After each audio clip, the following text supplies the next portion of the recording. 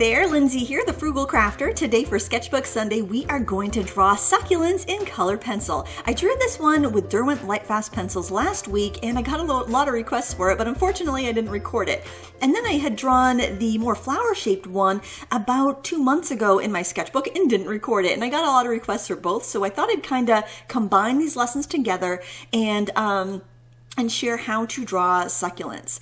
Now we're going to be working, we're going to do a couple of the petals from that flower there in my sketchbook, and then we're going to work on Stonehenge paper for the predominant larger part of the lesson. If you would like a real-time version of this lesson, you can find it in Critique Club. I'll put a link down below in the video description and you can check it out. There's about 50 advanced real-time tutorials in that group. If you want to check it out, it's $5 a month and you can cancel anytime. So we're going to start off by using an electric eraser because I need to erase an area to start my petal, and I wasn't intending on doing a full flower here, so I just decided to erase an area so I could join in another petal onto this drawing. And I just basically made a Gothic art shape and then doubled it up and colored that outer rim with a very pale pink. I believe it's Deco Pink in the Prismacolor range.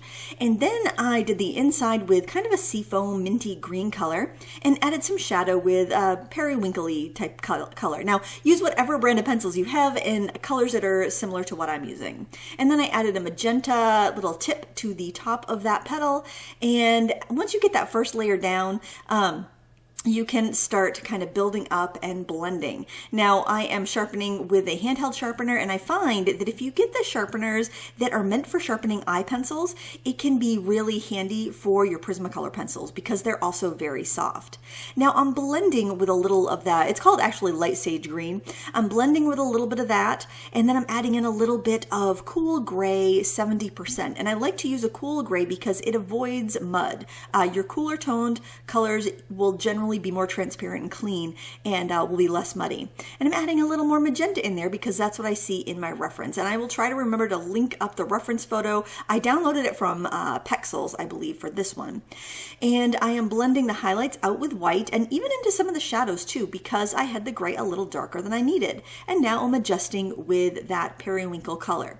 Now, instead of brushing off any crumbs, because Prismacolors can get a little dusty, I just use a brush. That way I don't smear that color. And then after I get that petal in, I can adjust shadows on the petals around it. Like I mentioned, if you want a real-time version of this, you can find it in Critique Club, but I think you can see the process pretty well of how you would go and add your petals. Now, we're going to do a different method of drawing here than I usually do. Usually I draw everything out really vaguely, and then I start to draw in details, and then I start to color after that. But when I was doing this one with the Derwent Lightfast pencils, I was just not really planning on filming. I didn't film it. I wasn't planning on making a tutorial. In fact, I was just planning on having fun and drawing, and I started by doing the petal in the front and working on from there. So this is another way that you can approach your drawing, especially if it's something like a plant, where if you've got a petal that's a little off, it's not going to make a big difference. If you're doing a portrait or an animal, I still would recommend starting off with a basic drawing of the entire piece really vaguely first and then refining as you go. But for something like a plant where there's a lot of repetition, I think this is just fine. So what I'm doing here is blocking in my colors. Now Prismacolor lays down fast. In fact, it took me about half the time to draw this with Prismacolor pencils as it did with Derwent Lightfast, because the Derwent Lightfast are an oil-based pencil. They layer beautifully. The colors are rich and gorgeous, but it takes more time to build up layers in that fashion than it does to work with Prismacolor, a soft wax-based pencil where you quickly fill the tooth of that paper. You've got to be very decisive when you put your colors down, and then you can quickly blend them all together with either a clear blender or a white or another lighter version of the color you're using, or darker if you need to tweak your colors that way. I think that's honestly why Prismacolors are my go-to pencil, because I like the quick results. I tend to kind of be rapid fire in my thoughts and when I'm creating, and I like a pencil that can keep up with me. Now it does have its faults, obviously. I have a pretty positive opinion on Prismacolor. They were my first pencils when I was 5. I had the barrel version. They were breakable then, guys. They're still breakable now. I don't think it's something new that's changed. And then I got a set of their anniversary edition in my 20s. I think I bought it in like 98. And again, they were still breakable, still wonderful pencils, but yes, they did tend to break when they're sharpened. And then I heard awful things early 2000s about the pencils, but I still had the ones that I had and I was using them. And I'm like, well, that's a shame if their quality went downhill. So about 2017, I bought a set of, I think it was a small assorted set at Blick. And, because I'm like, well, I really want to buy some more Prismacolor pencils because the prices had been dropping like stones, but I was afraid to get a really big set in case they were junk. So I bought a small set from Blick, and they were fine. So I think there was an issue when they moved their factory from the USA to Mexico where they didn't have their quality control down pat. And then, and that was before they started selling their pencils pre-sharpened. I think once they started selling their pencils pre-sharpened like they do now, they caught a lot of the bad pencils, because if they sharpened them in the factory and they broke, then they could keep them from getting put in a box, you know? So I find the current quality of Prismacolors to be the same as my old barrels and my old Sanford ones. So, you know, you're welcome to your opinion. You can disagree with me. But I mean, I'd always bought open stock throughout the years too to replace the ones I used up. And every once in a while, you'd get a dud. You'd get one that was uncentered. You'd get one that broke. But I really don't think they've changed that much over the years, or at least the stock that's coming out now, I feel is the same as what they were, you know, all along the 80s and 90s when I was using my older sets. So that's my opinion. I have no affiliation with Prismacolor, but I just wanted to, you know, put that out there. All the Prismacolors I have, I've personally purchased myself. And you know, the prices are just too good for me not to try them out again, to replace what I have used. And the ones I'm using today are from a 2017 set that I picked up on Amazon. You do want to check all your stores if you're going to buy Prismacolors, because sometimes the sets are cheaper on Amazon, sometimes they're cheaper on Blick or Jerry's. Definitely check all three places before purchasing, and they are significantly cheaper than the other artist grade pencils out there. So they're worth a look, especially if you like to work fast. Now, another thing about Prismacolors that are different is that they're much more opaque than a lot of the other pencils and much softer. So because I tend to use my color pencils over watercolor paintings to kind of refine them or fix mistakes, having that little bit of opacity really helps. And that's why I kind of grabbed them. Plus they lay down really fast. They don't leave a grainy texture. I can get them smoothed out really easily. So, you know, it's up to you. I really also like the Derwent Lightfast. I think they're definitely jockeying for that favorite position in my color pencil, you know, preferences. But yeah, you know, different pencils for different jobs, definitely. And use what you have and use what you like. Everyone has their own preferences. These are really soft. Some people like a hard pencil. I don't like a really hard pencil. I think that's why I like the Derwent Lightfast, because they almost act like a wax pencil, even though they're an oil pencil. They hold the point pretty well. They don't wear down too quickly, but they're definitely softer than other oil-based pencils I've used, and I like that. But you know, that's why I always preface my pencil reviews with I like Prismacolor, because I know some people do not, and I want them to know what my preferences are before they put too much weight into my review. In case they hate Prismacolor, then they may not want to take my advice for colored pencils. Now, as I'm going here, I've gotten those first three lobes down, and I thought I want to get that stem in because my darkest values of the entire piece are going to be in the dark browns in the stem. I am someone who loves to get those dark values in on my paintings early on, because I feel like it saves a lot of tweaking down the road, because if you already know what your darkest value is going to be, then you've got that kind of point of reference. And if you know what your lightest value is going to be, say the white of the paper, you've got that point of reference. And then it's easier to assign the values to your other objects when you've got those 2 points of reference down. I know a lot of people like to build up to their darks, and that's fine. Everyone has their own favorite way to work, but for me, I like getting those darks in. Now, I probably could have been a little bit more meticulous putting in the details here in the stem, because I did get a little sloppy, and because of that, I had to spend some time at the end to refine. But I'm glad I get those dark values in. Also, when you're sketching on each lobe, because we're going lobe to lobe to lobe here, sorry for the camera focus there. My camera is was having some hard time keeping up with the pencils. Where was I? Oh, because you're going lobe to lobe to lobe on a white background, you really want to pay attention to your edges. So if you've got an outside edge that's not going to be up against anything else but the white of the paper, you want to make sure you keep that crisp. So that's time you want to sharpen those pencils. Now, I am not as, I'm not as diligent about keeping my pencils sharp, especially with the Prismacolors, because they wear down so quickly. So what I tend to do is sharpen it when I do sharpen it, that's when I want to put in my edges, like sharpen up those edges. But for the main part of coloring, I can color it right down to the wood because I know that I'm going to be able to blend those colors together on this paper really easily with these pencils. If you're working with like when I was working with my Derwent Lightfast, I definitely felt like I needed to keep more of a point on them so I could get down into the grooves of the paper because they're not going to just smear together as easily as these pencils do. Now, you have to be careful also when you're layering with Prismacolors because you're going to fill that tooth up real fast. So you got to be very mindful. You don't want to just put one whole layer of one color and then add to it if that color is not predominant all throughout the piece. Now, I love blending over that with a lighter pencil or a white pencil because it gives you really the texture of the succulents. Succulents have that kind of waxy bloom on them, and Prismacolor pencils are prone to doing that as well, especially when you blend with a white.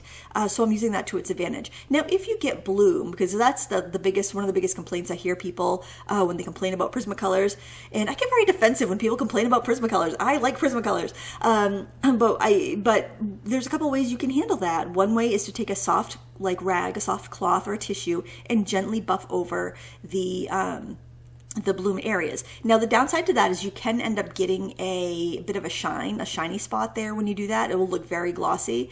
So to prevent that, what you can do is spray over it with a fixative if you want to after, or you can just not buff it with a cloth and just spray it with a fixative, and that will break up a lot of the wax and make it darker, just like make it more true to the color that you put down. Just like when you spray a pastel, how your lights disappear. Well, it's like dissolving that white, and that's what it does there. It dissolves the wax. The fixative has an alcohol in it, and it dissolves the wax. So you can do that as well. I usually just buff it and fix it only if I've got some shiny spots that I think will be reflective in a frame.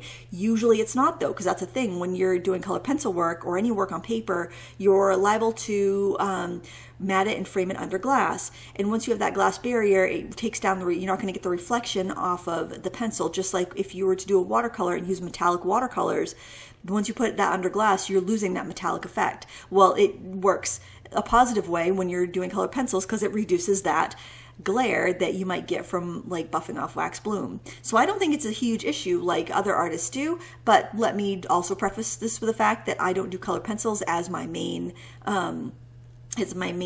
artistic outlet. I do mainly watercolor. I also do mixed media, and I do color pencils a lot in my mixed media, but I'm generally not doing 100% color pencils. I'm also, I don't really sell my originals either, so I'm not that concerned. Prismacolors do not have as good of a Lightfast rating as the Derwent Lightfast and some other artist grade pencils that are a lot more expensive. So you do have to weigh that. You can go through your pencils and you can pull out the ones or only purchase ones that have a good Lightfast rating.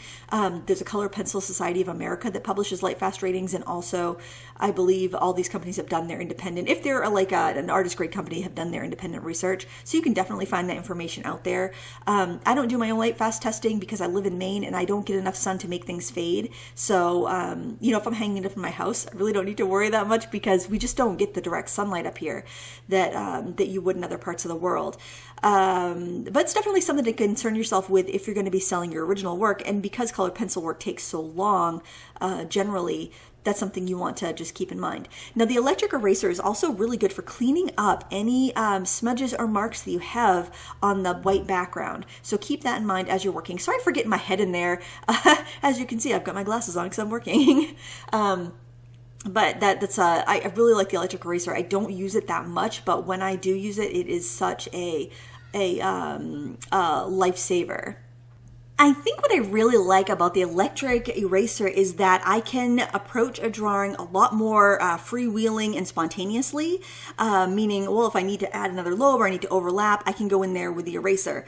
And I will say that if you are using a drier pencil, such as a Derwent Lightfast or the Koh-i-Noor, what's it called? I reviewed them too. It's the one that had the wood casing. Polycolor, I think. Those erase much cleaner, so you even have more ability there. With a Prismacolor, because it is kind of prone to smearing, you do have to be careful. And what I do after I've erased is I will take a scrap piece of paper and I will run the eraser flush on that scrap paper, and that will clean it off. I've even run it on my jeans before to clear off the the tip of the eraser, but it's probably not the best idea because then you could probably smear pigment onto your clothes and you probably don't want that. When I'm sketching here, I tend to choose the color that is most representative on the edges. As long as it's dark enough for you to see in the recording, you can even go lighter than that. Now, all of these tiny little leaves up top had a lot of green in them. Some kind of looked like green grapes. You know how green grapes have like that waxy bloom on them? I think it may be even a yeast. I'm not sure. But you know, like when you get grapes at the grocery store, there's a couple on there, that back there, that looks so much like little grapes to me that I just keep, all I can see is grapes when I look at those. But I just sketched them in all together because none of them were going to take a lot of time, and they were going to be very repetitive. So I'm like, I'm just going to get that all placed in. Plus, I wanted to make sure that it was all going to balance and look good, since we are kind of winding down at towards the end of our drawing here. You don't need to be as particular back here. You don't need as much detail. Honestly, you couldn't see that much detail from the reference photo. And actually, this was like a big pot of flowers, and I cropped into just like one little tiny section of it, because you want to make sure you don't get overwhelmed when you are working with something like succulents, because it can get very repetitive and boring if you try to take on too much. You really need to look for what makes it unique and interesting. And then, like, because your job as the artist is to show other people what you see, the beauty that you see in things. And some people might never ever take the time to look at a single leaf or a single like sprout out of a potted succulent. And you can show them that by making it larger, by making the colors more vibrant and intense. You can show them what you see. And I did exaggerate colors, definitely. I made it, like if I saw a little bit of pink, I bursted it up a little bit more. If I saw a little bit of indigo, I added it deeper. And I did keep the values, I would say, pretty accurate, but I did have my saturation. Value is simply how light or dark something is. Saturation is how dull or vibrant it is. So I kept the values the same, but I amped up the saturation in any colors that I saw. I am a color lover. I love to have lots of vivid color, and you don't have to do that. You could do this in grayscale, and if your values are spot on, it's going to be really beautiful and interesting. And that's what I recommend to people who are on a budget and they want to get better at art, but they don't have money. It's like, get a pencil, get some paper, because you can learn more with pencil and paper than with any media. And you can get so good that when you can afford better stuff, you're going to have all that kind of the tedious drawing work done. Now, I noticed it was a little too dark in there, that shadow, so magic eraser, electric eraser. I think I'm just going to call it my magic eraser, except that's probably copyrighted. I probably shouldn't. But it is just magic. You know, you can go in there and lighten something up and pull back your whites. It's just great. Now, Stonehenge is a very durable paper. I highly recommend getting a small pad of it. Like this is 5x7. It came in a Smart Art box at some point, but that's a great size. You don't have to cut anything down. It's relatively affordable. And it's such a wonderful paper for pencil. I know a lot of people like to use the pastel mat and the sanded papers, and those are wonderful too, but they really eat your pencils, and they're expensive. So there you can see the Derwent Lightfast version next to the Prismacolor version. I think the Lightfast version came out a little bit more refined looking, but the Prismacolor version I think was a little more fun to do because it went so fast. If you would like a real-time version of this tutorial, please check out my critique club at lindsayweirich.teachable.com, and you'll have access to this real-time lesson as well as dozens of other advanced mixed media lessons. And you can access as long as you're a member, $5 a month, and you can cancel anytime. Thank you so much for watching. Please give me a thumbs up before you go. Until next time, happy crafting.